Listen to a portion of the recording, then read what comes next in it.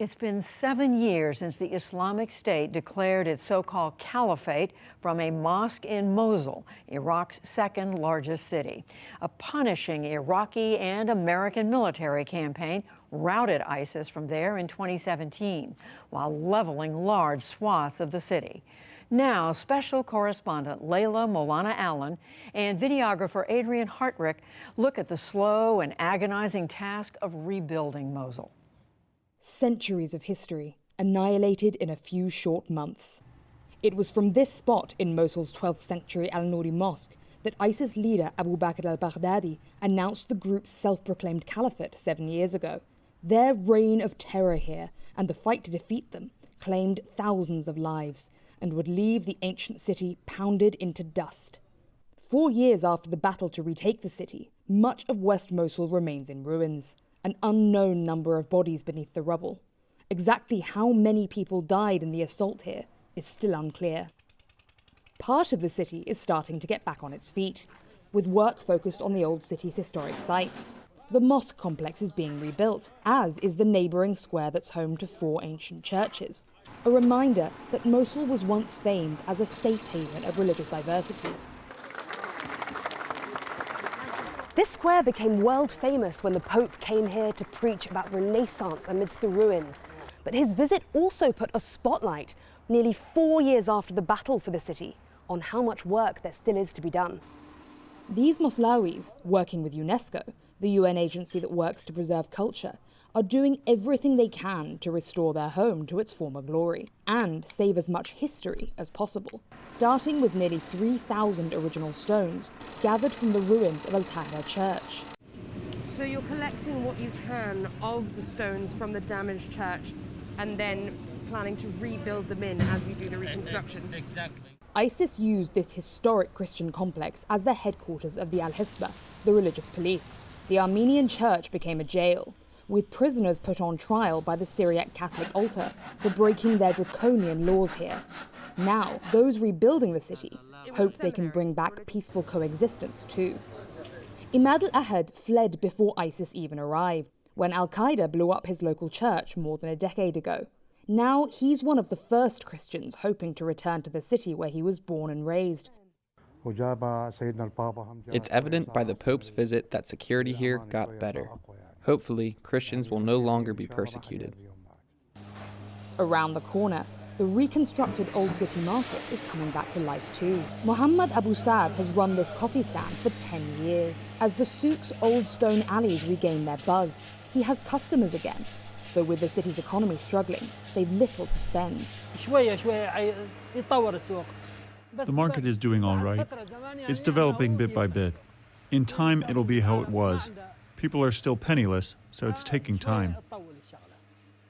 A few steps away, it's easy to see why. A jarring contrast to the shiny new souk. Much of the old city still lies in ruins. A flurry of action in anticipation of the Pope's visit saw rubble that had lined the streets for years finally swept away. But frustrated locals say, as soon as the papal convoy left, so did the authorities. There's no reconstruction in Mosul. It's all just promises.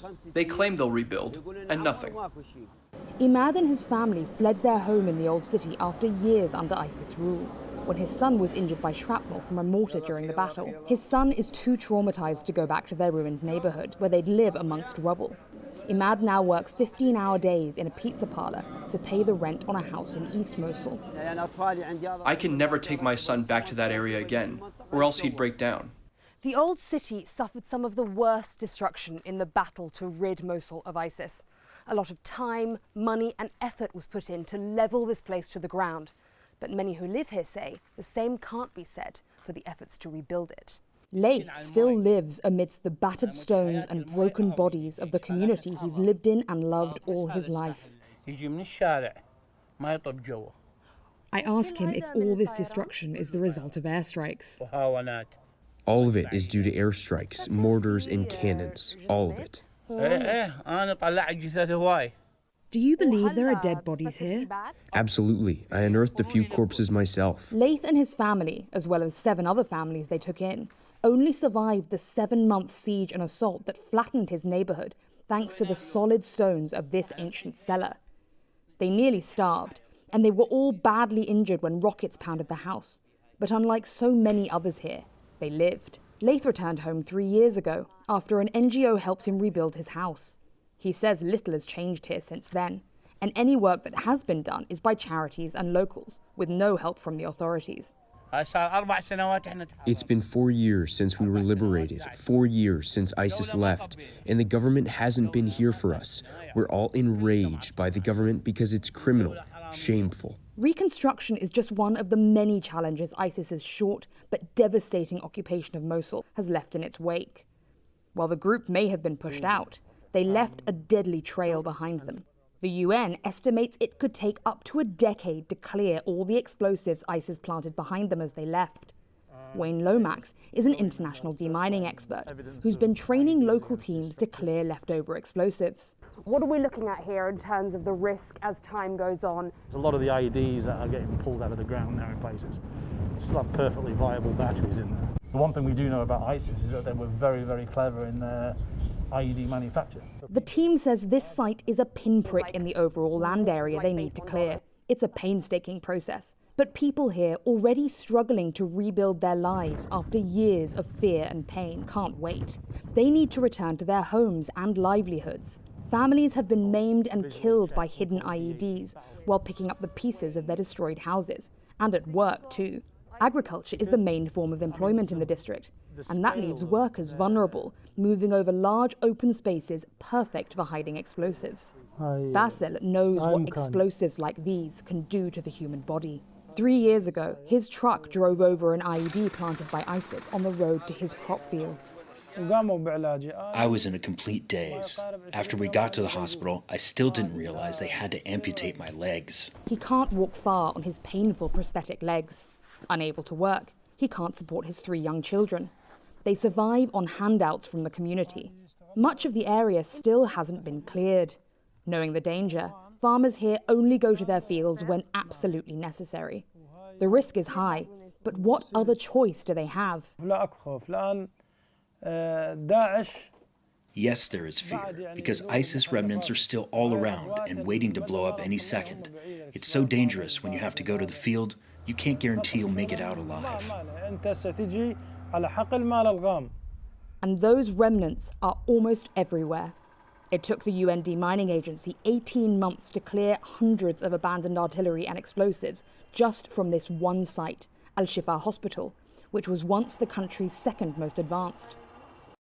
So these are some of the explosives that we removed from here.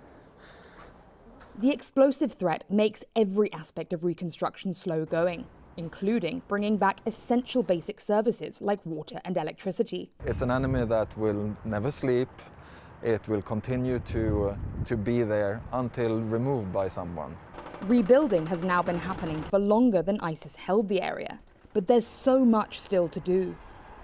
Laith isn't sure his home can ever be what it was. It's a horrible sight. It brings tears to your eyes.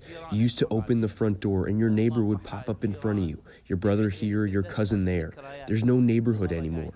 We reminisce about everyone who used to sit out here on these streets. After so much pain, he is home, such as it is. Laith knows he'll never leave again. With no help in sight, his memories will have to be enough. For the PBS NewsHour, I'm Layla Milana Allen in Mosul, Iraq.